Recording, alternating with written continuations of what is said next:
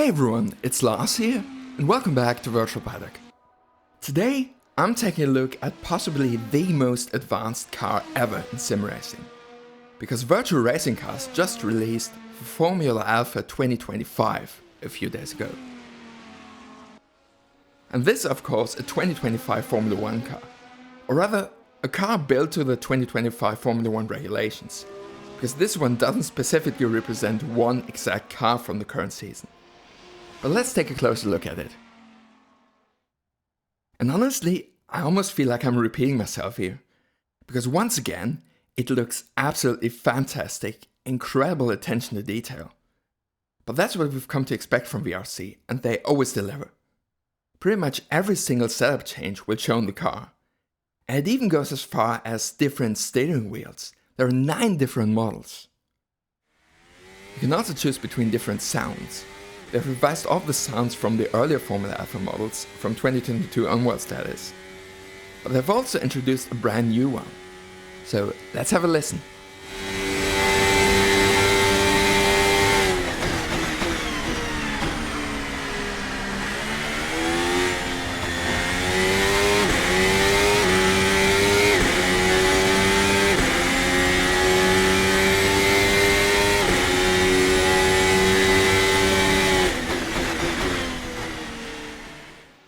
Now, when you buy this car, you're actually getting 2 cars. There's the quote-unquote normal Formula Alpha 2025, which is meant to be compatible with pretty much vanilla Assetto Corsa, and the Formula Alpha 2025 Pro. And on the Pro version, they went absolutely crazy this time. Whatever system you can think of from a real Formula 1 car, this car has it as well. Differential maps for each face of a corner, brake migration, there's even brake magic. The ERS settings are incredibly detailed, you can select different throttle maps, and a lot more. In fact, this car comes with a 25-page manual, which you should definitely read. You do need custom chassis patch of course for this one, at least version 0.2.11, but I can definitely recommend it. It's gonna blow your mind what you can do with this car. So let's see what this car is like on track. Alright, so let's go. And the first thing we need to do, just like in real Formula 1 car, is to attach the steering wheel.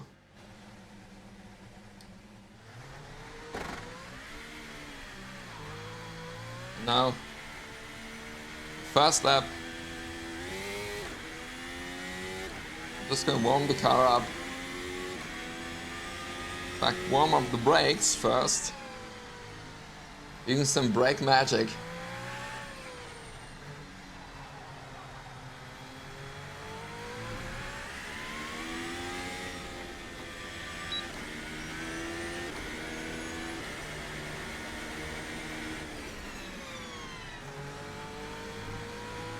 Using that to possibly also get some heat into the tires.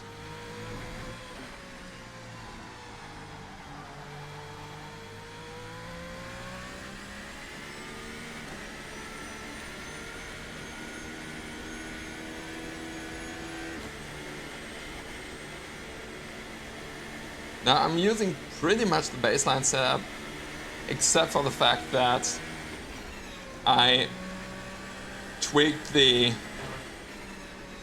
number 1 deployment strat quite a bit, a lot more conservative, because I found that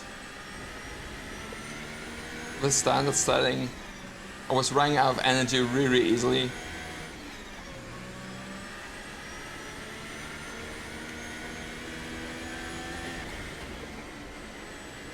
And so I try to save quite a bit of energy.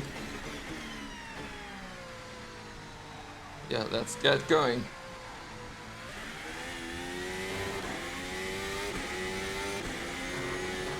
So my lap times aren't gonna be the absolute fastest.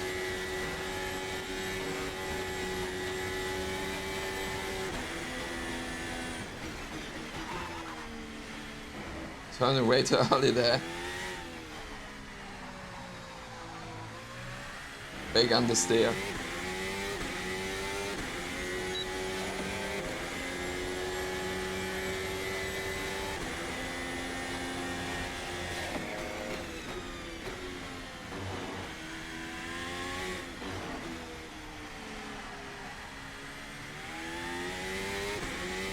Now probably the very first thing I noticed with this car when I got on track for the first time is the sheer amount of detail in the force feedback.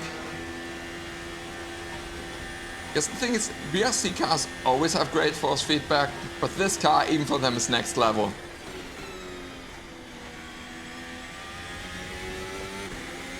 The amount of detail, I don't know of any other car where I get like this much detail through the force feedback.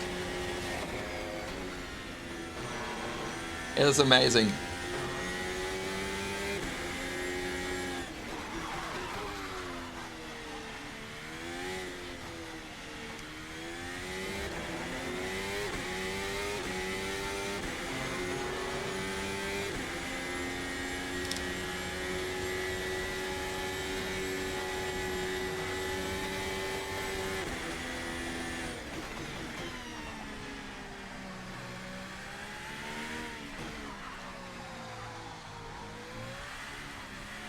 Whoa.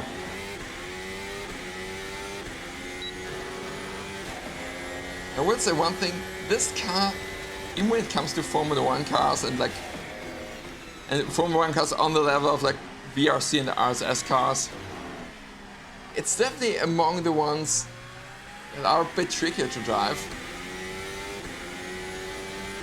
And I don't even necessarily mean like the balance characteristics, like it isn't particularly twitchy or anything, but it just gives you so much information that can easily be a bit overwhelming.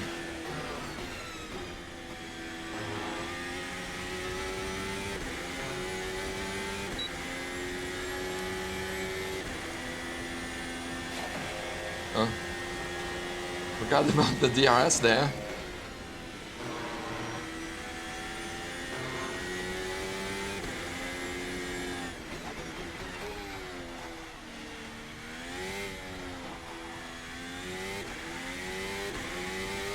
I've been third there.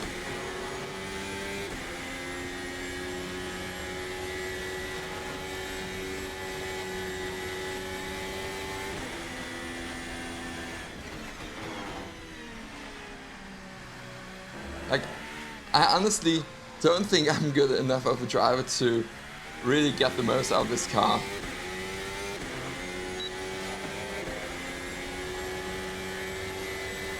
Keep in mind that I've only been driving this car for a few days.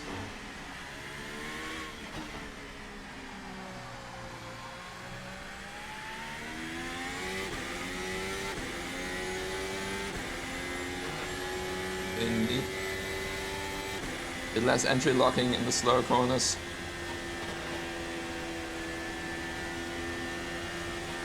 I think all of the settings that I'm changing here, you can still adjust that in the setup menu. Like those values that you probably saw there at the top, like how percentage of locking force that applies, you can still adjust that in the setup menu. It's so crazy.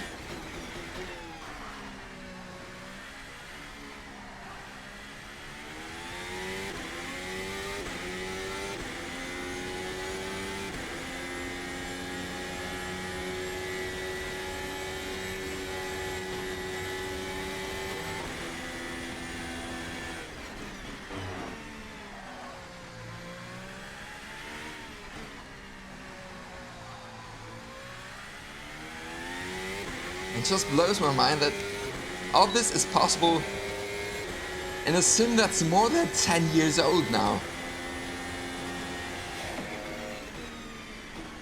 I mean, most sim racing titles that are far newer than this don't simulate the systems in the F1 car to this level, if they have a modern F1 car.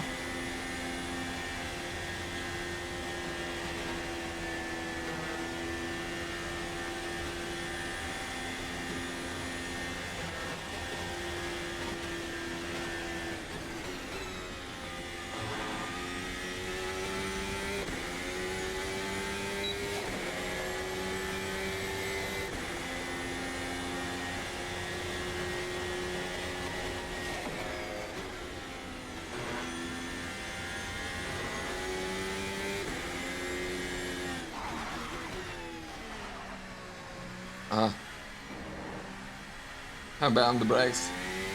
Let's do one more lap. I feel like I could have gone a bit more aggressive on the deployment strat.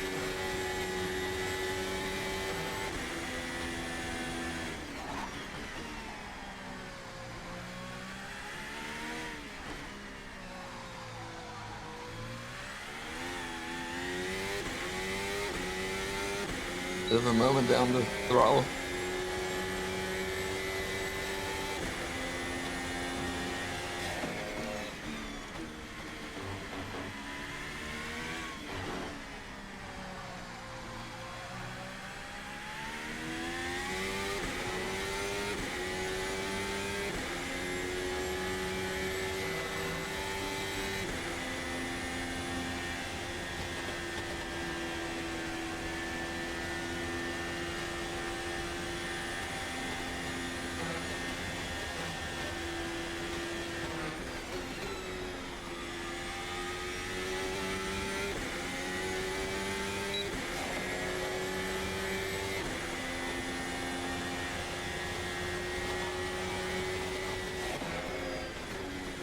A bit of additional boost there.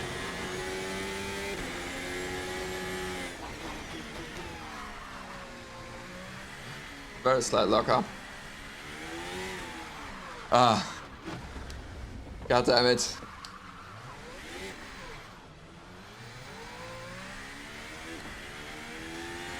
I'm gonna leave that in. I said that this car is a bit tricky to drive just because it's so overwhelming, and I haven't gotten the hang of all the systems yet.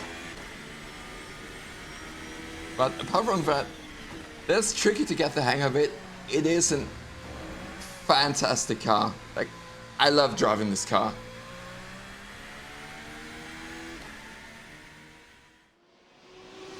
So that is the VRC Formula Alpha 2025. And once again, I'm absolutely blown away by what VRC have done here. It's an absolutely incredible car. And not only with regards to all the in-car systems, but also in that it's genuinely a joy to drive. And know that in my recent review of RSS's 2025 car, the Formula Hybrid Alpine 2025, I did describe that one as a new benchmark. And it is a great car, that one. However, the VRC Formula Alpha 2025 is on yet another level. This is the pinnacle of F1 cars in sim racing. Anyway, thanks for watching, I hope you enjoyed this video.